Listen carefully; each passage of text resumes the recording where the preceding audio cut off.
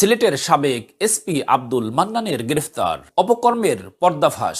বাংলাদেশের আইন শৃঙ্খলা বাহিনীর ইতিহাসে আরেকটি চাঞ্চল্যকর অধ্যায়। সিলেটের সাবেক police super SP Abdul Mannan গ্রেফতার। তার বিরুদ্ধে অভিযোগ ছাত্র হত্যার দায়, দুর্নীতি, ক্ষমতার অপব্যবহার এবং কোটি কোটি টাকা অবৈধ সম্পদ অর্জন। আজকের প্রতিবেদনে আমরা তুলে ধরব কিভাবে পতিত আওয়ামী লীগ সরকারের হয়ে কাজ করে রাতারাতি কোটিপতি বনে গিয়েছিলেন এই পুলিশ কর্মকর্তা। সম্প্রতি সিলেটের সাবেক পুলিশ সুপার এসপি আব্দুল মান্নানকে গ্রেফতার করেছে আইন শৃঙ্খলা বাহিনী। তার বিরুদ্ধে অভিযোগ বৈষম্য বিরোধী ছাত্র আন্দোলনে হত্যাকাণ্ডে জড়িত থাকা, কোটি কোটি টাকা দুর্নীতি, বদলি বাণিজ্য এবং জমি দখল। বিশেষ করে 4 আগস্ট সিলেট গোলাপগঞ্জে পুলিশের গুলিতে 6 ছাত্র নিহত হওয়ার ঘটনার পর দেশ জুড়ে শুরু হয় ব্যাপক আন্দোলন। এর পরপরই 5 আগস্ট সরকার পতন হলে রাতের আধারে দেশ ছাড়েন তৎকালীন পুলিশ সুপার আব্দুল মান্নান। কিন্তু শেষ রক্ষা হলো না। নতুন সরকার ক্ষমতায় আসার পর তার বিরুদ্ধে একের পর এক তথ্য ফাঁস হতে থাকে। গোয়েন্দা প্রতিবেদনে উঠে এসেছে এসপি মান্নান পুলিশের ওসি ইনচার্জ বদলির জন্য মোটা অঙ্কের ঘুষ নিতেন।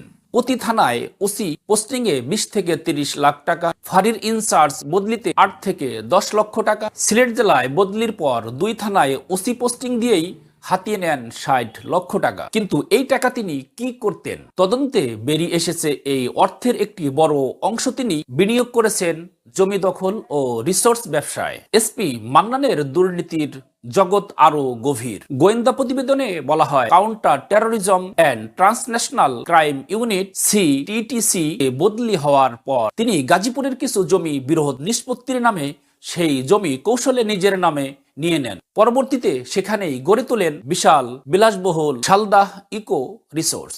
এই রিসোর্ট ব্যবসার সঙ্গে জড়িত ছিলেন তৎকালীন সরকারের উচ্চপদস্থ কর্মকর্তাও, যাদের অনেকে এখন সচিব পদে রয়েছেন। তদন্ত প্রতিবেদনে আরো উঠে এসেছে এক চাঞ্চল্যকর তথ্য। বৈষম্য বিরোধী ছাত্র আন্দোলনের সময় ছাত্রলীগকে নিজ কার্যালয়ে অস্ত্র রাখার সুযোগ দেন এসপি মান্নান। ফলে 4 আগস্ট পুলিশের সঙ্গে ছাত্রদের সংঘর্ষে 6 জন নিহত ও 40 জন আহত হন। এই ঘটনায় সিলেটের ছাত্ররা ক্ষুব্ধ হয়ে 5 আগস্ট জেলা পুলিশ কার্যালয়ে অগ্নিসংযোগ করে। এখানেই শেষ নয়। শেখ হাসিনা দেশ ছাড়ার পর এসপি মান্নান আত্মগোপনে চলে যান। ফলে পুলিশ স্থাপনায় ভাঙচুর, অগ্নিসংযোগ, লুটপাট চললেও পুলিশের কেউ কোনো ব্যবস্থা নেয়নি। এখন প্রশ্ন, এসপি মান্নানের পরিণতি কি হবে? সরকার বলছে তার বিরুদ্ধে কঠোর আইনগত ব্যবস্থা নেওয়া হবে। যে কোটি কোটি টাকা তিনি আত্মসাৎ করেছেন তা উদ্ধারের দাবিও উঠেছে। বিশেষজ্ঞদের মতে এই গ্রেপ্তার বাংলাদেশের পুলিশ বিভাগে শুদ্ধি অভিযানের ইঙ্গিত দিতে পারে। কিন্তু এটা কি সত্যি হবে, নাকি সময়ের সঙ্গে সঙ্গে ধামাচাপা পড়ে যাবে? দর্শক, এসপি মান্নানের দুর্নীতির কাহিনী